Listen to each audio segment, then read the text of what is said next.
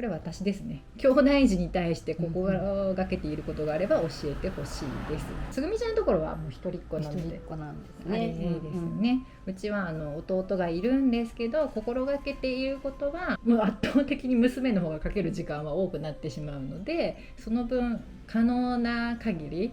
時間を見つけて、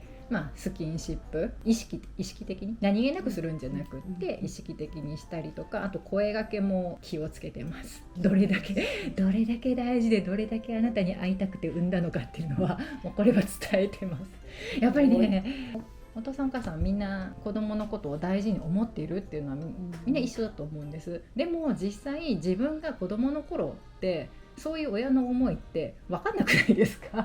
私はそこを意識しても言葉にして伝えるようにしてます。私は未就学児の療育施設で働いているものですが、明らかに素敵な遅れがあり特性の強いお子さんがいるのですが、お母様はそれを受け入れられないようです。就学先も普通学級希望とのことです。もちろんご両親の意見を尊重したいのですが、お子さんが大変で苦しい思いをしないかとても心配です。このような場合、保護者の方にどのように寄り添えばよいか、どのような言葉をかけてほしいか、よろしければご意見を聞かせください。まずあれですね、この方素晴らしいですよね。子供ファースト、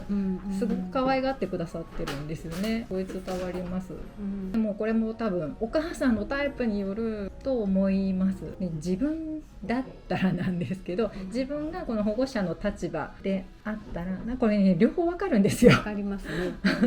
私幼稚園教諭もやってたので、先生として見るとやっぱり子どものことを第一に思うので、子どものためにだったらこういう道を進んだ方がいいって思うんですけど、親の立場から言うといろんな思いがありますよね。なるべくなんかね、普通ってなんだろうってなるんですけどねなるべく自分が来た道と同じ安心っていうか、ね、私も娘の場合はもう生まれてきたらもう受け入れるしかなかったことないですか。そうですよ。もう見た目も違うので、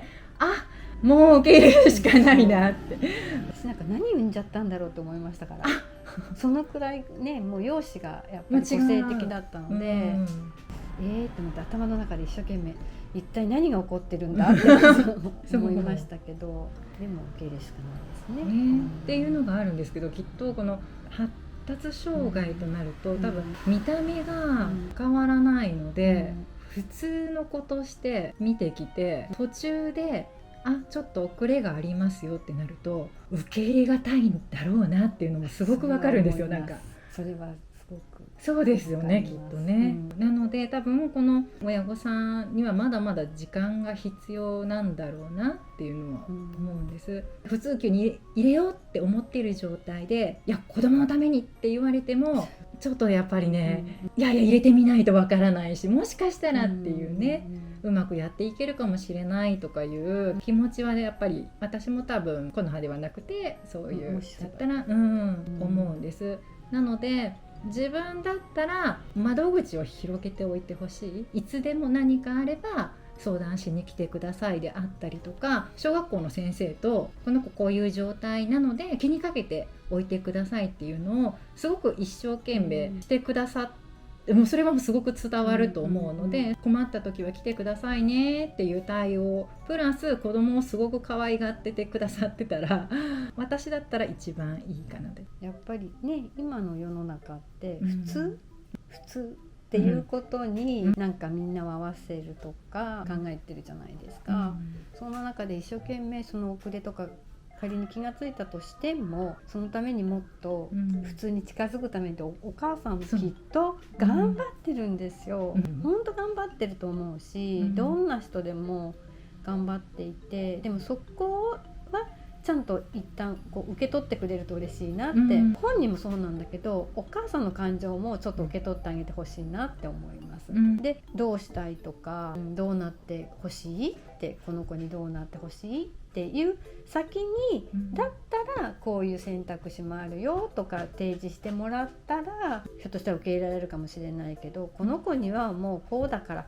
ここしかありません的なアドバイスだとね、さっきやっぱりこう選択肢はねもういっぱいあるし、先生だったりそのアドバイスしてくださる方の意見が 100% 正しいかどうかもわからないし、たまたまそこに行ったメンバーさんによっても違うだろうし、でも、お母さんの意見はちゃんと聞き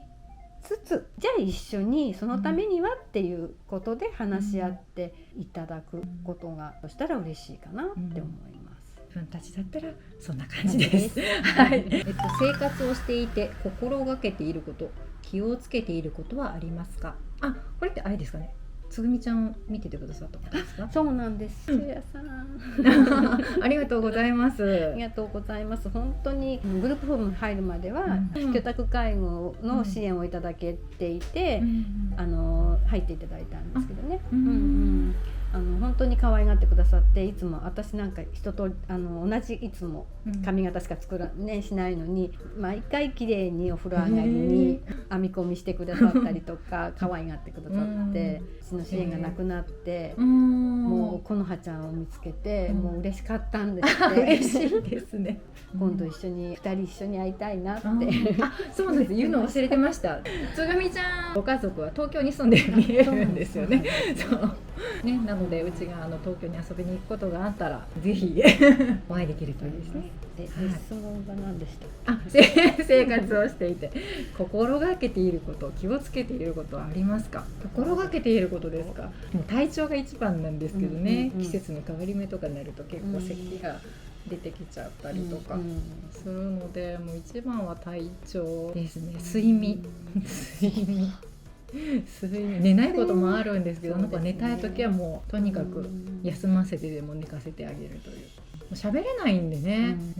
無理に起こして実は体調悪かったとかあるので、実は健康のバロメーター、睡眠をよく見て気をつけてますね。うちは一番気をつけてることっていうのは、とにかく本人が何をしたいかを、ある程度行動見てると次何したいんだろうなは分かるけど、何って必ず聞いています。そうすると自分なりにこうしてほしいとか、何か欲しいとかいうことをもう一度伝えてくれるので、その回数を重ねることがやっぱりね習慣になるかなと思うので、分かっていてもなるべく聞いてます。聞いてもう一回本人にジェスチャーなり何か自分発信をさせてます。すごいですね。そこですかね。すっごいつぐみちゃん、久しぶりにお会いしたんですけど、意思表示がすごい本当に積極的ですよね。でも必要ですよね。自己決定できるっていうわけですよ。自分のねちゃんと意思をね伝えられるって必要ですから、そこが本当に先を考えたね、ちっちゃい時に考えてたあの子が最低限自分の生活の中であれがしたいこれがしたいとか、これが嫌だっていうことは何らかの手段でできたらいいなっていうのもあって、とにかくあの子なりのなんかコミュニケーション手段が身について誰とでもできるといいなっていうのが私のちっちゃい時からの願いでした。その通り育ってますよね。だいたい皆さん分かってくださるようになりました。最低限のことはね。でもうちもですけど、つぐみちゃんもすごいですね。結構自分で編み出してますよね。そうですね。本当にそれはすごいですよね。伝える手段をああやってこうやっててジェスチャーしたりとか、一生懸命手引っ張ったりとか、すごいですよね。彼女たちもきっと必死なんですよね。喋れない分すごい必死なんだと思います。はい、ありがとうございます。日々の楽しかったこと、嬉しかったこともお聞きしたいです。もうね、私はもう笑ってくれればもうすごい、なんでしょうこれ、すごいアップダウンっていうか、激しくないかないですか。多分大変な分あの子たちが喜んでくれてるのが分かるとすっごく嬉しいです。嬉しいです。ほっとするというか、なんか具体的にありますか？こんなの嬉しかった。具体的にそうですね。うちの場合はなんか、楽しい場面を結構 YouTube で撮ってるんですけど、無口なことも結構あって、寝てることもよくあって、日々の中では自分で発声をしだす、あやややって喋り、すごいですよ。そう、もう調子がいい時なんですけど、もうそれはもうとてつもなく嬉しいです、日常の中では。もう今日喋ってる、調子がいいねって言って、そういう時はもう飛び跳ねるぐらい。手いを教えてくれる時ですかね。確かに日常生活もね、そうですね。それと何でも食べてくれることかな。確かにもうちょっと当たり前にやりつつあるんですけど、そう当たり前じゃなないですよ。じゃないですか。もうそこはもう語れば涙。最初経過栄養ですもんね。二人ともね。今思えばね、ずっとチューブで入れてましたので。このまちゃん色はしてないんですね。色1年したんですよ。そうか、してたんですね。そうが4年生まで色でしたね。だからそこから4年？あ、そうね。私の記憶がね、定かでないんです。もう私の方が分かってると、同じものを食べられるってこと、それが何よりも嬉しかったですよね。小沼さんは授業所でどんなことをしていますか？あ、実はこれすいません、YouTube で動画アップしますので、またそちらご覧ください。あ、つぐみちゃんは何してるんですか？つぐみさんはいろいろですね。まあ自由気ままです。一応決まってるなんかメニューみたいのはあるんですけど、そこに自分はいられない時は勝手に中歩いてたりとか、あと外にお散歩とかお買い物とか、でもやっぱ食べること好きじゃないですか。好きですね。そうすると何かお店に入ろうとするらしく、楽しみですよね。弟さんとこのはさんは普段どんな風にコミュニケーションを取っているんでしょうか？最近あんまり関わらない。小さい頃はもう娘のこのはの方がなんか目線も一緒ですし、すっごく気になるみたいで、息子の友達とかも遊びに来たりとかするといつの間にか中に入ってちょっとお姉ちゃんあっち行ってって言われたりとかしてたんですけど、最近そんなに関わらないですね。もう興味がなくなったのかどうかわからないですけど、なのでコミュニケーションではないですけど、息子の方が逆にお姉ちゃんそれ嫌がってるんじゃないのとか、あれ欲しいんじゃないのとか言ってとか、うちはこれおやつ分けるあげるは欲しがってるからみたいな感じで、息子の方がお姉ちゃんこの葉の様子を見てこうじゃないっていう風に話してる感じですかね。あんまり関わってないです今は。家でいつもしていることを教えてください。私は家事の手伝いをしてます。あと気持ちを切り替えるために、娘ですか、このはちゃんがやっていることを教えてください。家ではですね、音楽聴くか、結構寝てるかたまに父さんと一緒にコンビニに行って好きなものを買ってくるとか、散歩に出かけるとかですかね。気持ちの切り替えはそうですね、やっぱり音楽とダンスが好きなので自己流の踊りをしたりとかしてます。つぐみちゃんは早いですもんね、気持ちの切り替え早いっておっしゃってましたもんね。うちの子は早いです。羨ましいぐらい友達は家具の引き出し。もうそれがストレス解消。ストレス解消っていうか、へえ、いろいろあるんだ。そう、家中の家具が壊れてます。いろいろ大変だと思いますが。で、どこ選んでますか？好きな色とかありますか？触り心地がいまいちだったり、デザインが気に入らなかったりで着たがらない時はありますか？スカートが好き、ズボンが好きとかありますか？衣服についてお聞きしたいです。我が家の場合は好き嫌いはないいいですね。で、寝転んだりとかするので、もう母の意向、私の意向でズボンばっかり履かせてます。そうですね、もう親の趣味です。つぐみちゃん選んだりとかします？これとこれどっちがいい？なんかね、うちではもう勝手にこっちがやっちゃったからあれなんですけど、事業所行った時にはなんかこういう服のが好きみたいですねってなんか選んでるようなことは言ってましたけど、どうなんでしょうね。うちもだからズボンですよね。もう楽ですしね。もうでもどうしても夏とかちょっとワンピースとかでやっぱり可愛いから着せたいなっていう時は中にでもちゃんとズボン履く。そうですね。絶対必須、必ずズボンみたいな。どのような病気なのでしょうか？お友達とお顔が似ているように感じます。染色体ではなくて5番染色体上の遺伝情報の突然変異で合ってますか？合ってますか？合ってますか？合ってますか？あんまりもうこだわっていないので、そうですね。調べてないですよね。うちですか？ですね、小児科の先生に調べてみましょうって言われて調べたんですね。そしたらもう典型的なコルネリアン・デランゲ症候群ですね、このあちゃんはって言われて、でもそんなに気にやりますかって言われて、あ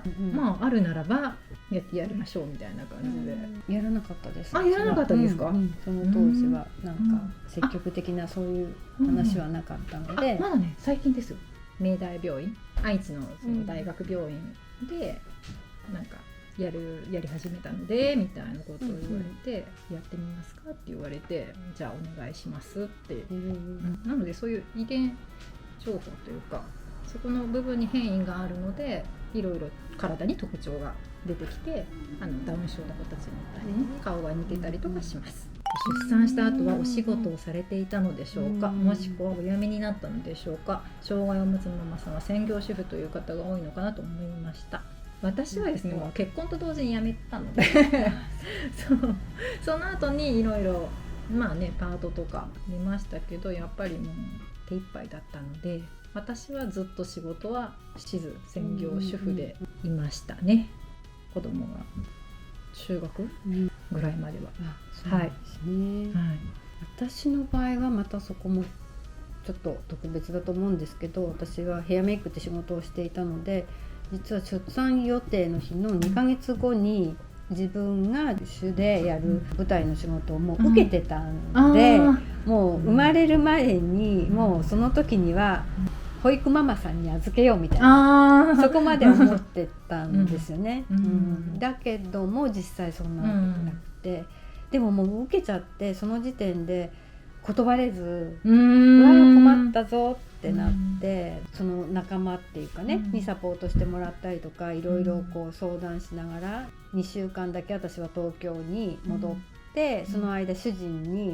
その NICU にいるつぐみ、本当だったらもうそこからは出て病室で一緒に過ごさなきゃいけないとこだったんですけどね。その当時出産した実家の方の病院の先生がその2週間だけちょっと逆に長めに NICU にいさせてくださって、それでなんとかそこを切り抜けて、あとは人にバトンタッチしてその後乗り切ったってことがあったんですね。であと私の場合は逆につぐみが重度で、寝たきり状態で経管栄養で時間でやるっていう感じじゃなかったですか。だから私じゃなくてもできるっていう状態ではあったので、主人が家で仕事をしていることもあって、主人がうちで私が仕事の時は主人が担当してくれるとか、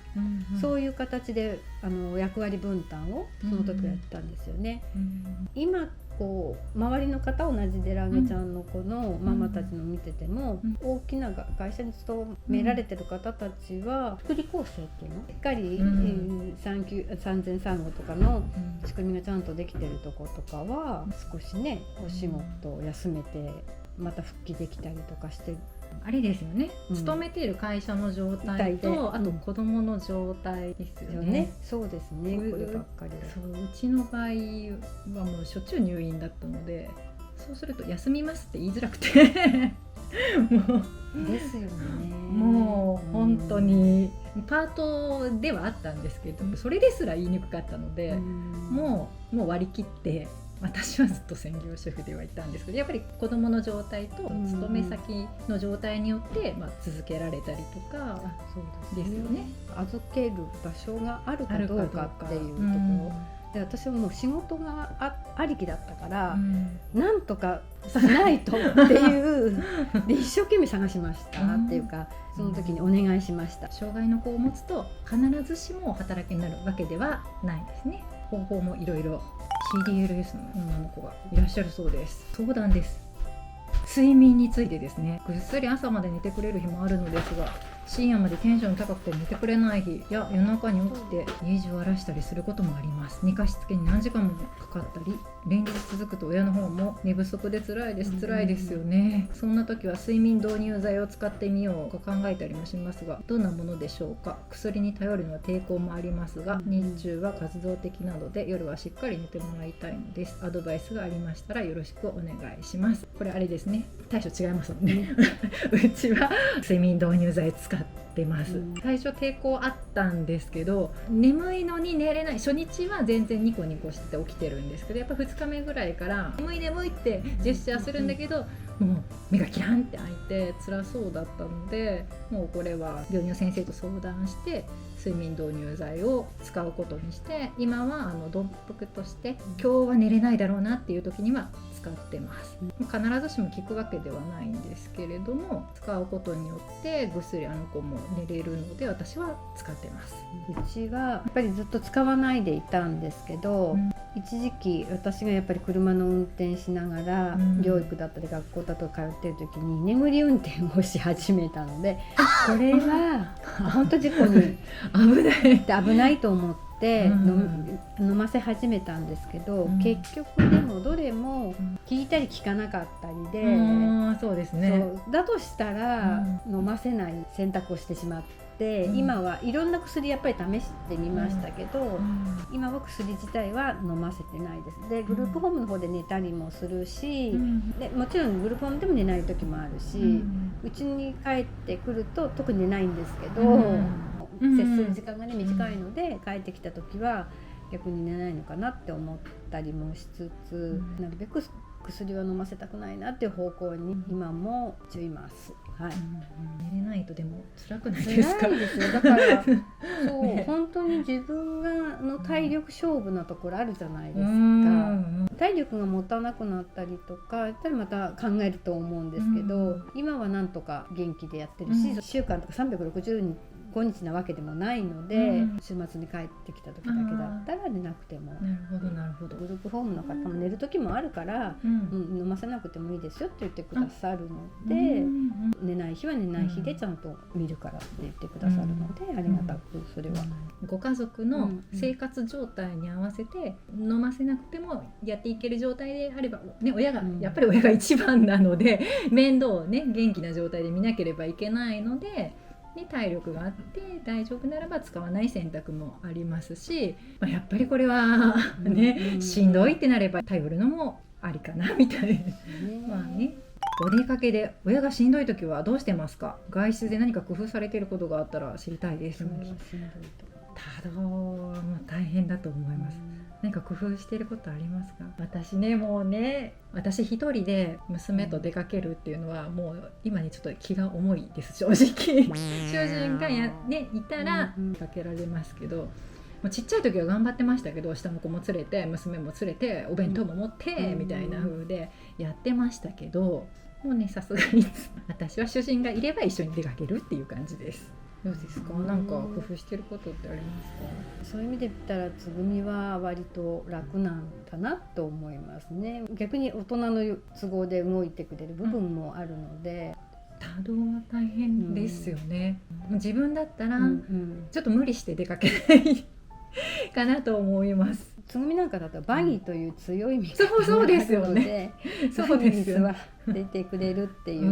やっぱりサポートがある時にですよね。まあでもあまり無理されず、はい、知り合いの方ですごく長けた能力、ずば抜けた能力を持っている方がいらっしゃるんですね。で、このはちゃんとかつぐみちゃんとかも何かずば抜けた才能みたいなものありますか？ずば抜けたずば抜けた、これはずば抜けたかどうかわかんないですけど、オリジナルダンス親バカですけどリズム感はあるかもしれないです。うちはすごい才能ありますよ。優しい人は見分ける。そういう能力も確かにやっぱり生き抜く能力が、生き抜く能力本当にすごいと思います。歯医者さんはどうしてますかって、虫歯になりやすくないですか？うちは高速ベッドで治療してますが全身麻酔ですか？歯並びが悪くなってて全部生え揃うまで心配です。あと抱っこマンだと思うのですが、身長体重はどれくらいですか？まず歯医者さんから。はい、虫歯で結構月1ぐらいでうちは歯科にかかってます。おかげさまで全身麻酔、ね、よく聞くんですけど、治療するために全身麻酔をしてて、うちはまあそこまでしずに、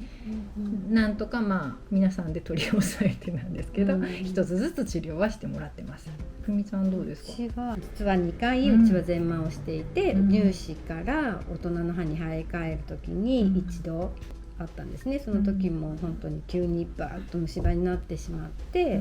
もうこれ本数多いし、っていうことでやったんですね。つい最近また、8月に1回やったのも奥の方のものが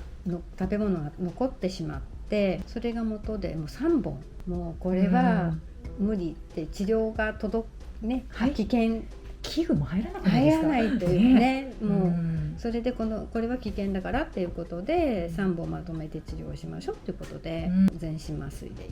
やったんですね。もう本当に歯がもう立派な歯だったんでごめんなさいっていう感じだったんですけどつぐみちゃんは全身麻酔2回したことある、はい、あと身長体重どれぐらいですか？うちはですね、身長は129センチ、体重に最近測ってないからよくわかんないんですけど24ぐらいあるのかなって思ってますけど、うちもね126センチくらいの25キロぐらいかな、だいたい同じくらいですねね、でもこれくらいで止まるって言われてるんですそうですね、130そうですね。外出先でパニックになった障害者の方とそのお母さんを見かけたらそっと通り過ぎる方がいいのでしょうか？何か助けになれたらと思っていました。どうですか？これもケースバイケースのような気がしますね。タイプによらないですか？うちの場合は話しかけてもらいたい方です。コナーも第三者の人が入ってくると正気に戻るので私もホッとするので、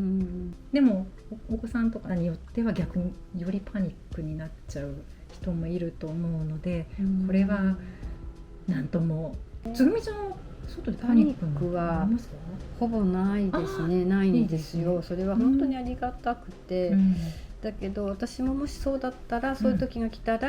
やっぱりちょっと気にかけてほしいなって思うんですけど、そうですね、逆で私がそういう方見かけた時には、そっととりあえずお母さんに何かできることありますかっていうふうに声かけてみて、対応の仕方もあるかもしれないじゃないですか。こちらが良かれと思っても余計ひどくなっちゃったら困るから、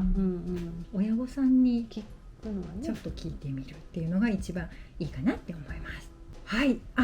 全部ありがとうございます。すいません。